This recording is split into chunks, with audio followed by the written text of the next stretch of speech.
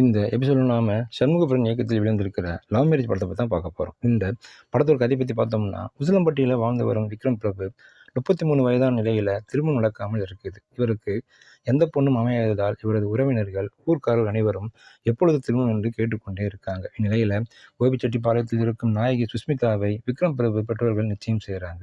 இதற்காக குடும்பத்தினர் அனைவரும் திருமணம் செய்ய கோபிச்செட்டிப்பாளையம் போகிறாங்க. நிச்சயம் செய்த பின் லாக்டவுன் வருவதால் பெண் வீட்டிலே அனைவரும் இருக்க வேண்டிய சூழ்நிலை ஏற்படுது. லாக்டவுன் இருப்பதால் ஒரு வாரத்தில் திருமணம் செய்ய முடிவு செய்கிறாங்க. இந்நிலையில் நாயகி சுஸ்மிதா வீட்டை விட்டு ஓடிடுறாங்க. இறுதியில் திருமண கனவோடு இருக்கும் விக்ரம் பிரபுவுக்கு திருமணம் நடந்ததா இல்லையா, சுஸ்மிதா அதற்காக வீட்டை விட்டு போனாங்க. இதாங்க அந்த படத்தோட மீதி கதை. படத்தில் நாயகனாக நடித்திருக்கும் விக்ரம் பிரபு சிறப்பான நடிப்பை வெளிப்படுத்தியிருக்கிறான்னு சொல்லலாம். 90s கிட்ஸ் இளைஞர்களின் பிரதிபலிப்பாக நடித்திருக்கிறாரு.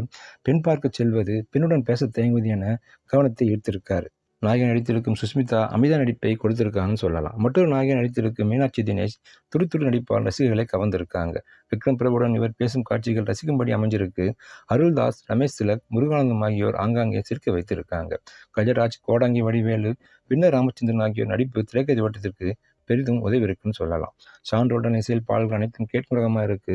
பின்னணி இசையில் ஸ்கோர் செய்து இருக்காரு. மதன் கிறிஸ்டோவின் ஒளிப்பதிவு சிறப்பாக இருக்குன்னு சொல்லலாம். 90s கிட்ஸ் இளைஞர்களின் வாழ்க்கை கதையை மையமாக வைத்து படத்தை இயக்கியிருக்கிறார் இயக்குனர். 30 வருடம் கலந்த ஒரு இளைஞன் திருமணமாகாமல் இருந்தால் அவர்கள் சந்திக்கும் பிரச்சனை, ஊர் கேட்கும் கேள்விகள் என திரைக்கதை அமைத்திருக்காரு. கொஞ்சம் காமெடியும் கொஞ்சம் சிந்திக்கும் வசனங்கள் படத்திற்கு பலம்னு சொல்லலாம். லாஜிக் மீறல்கள் பலவீனமாக இருக்குன்னு தோணுது.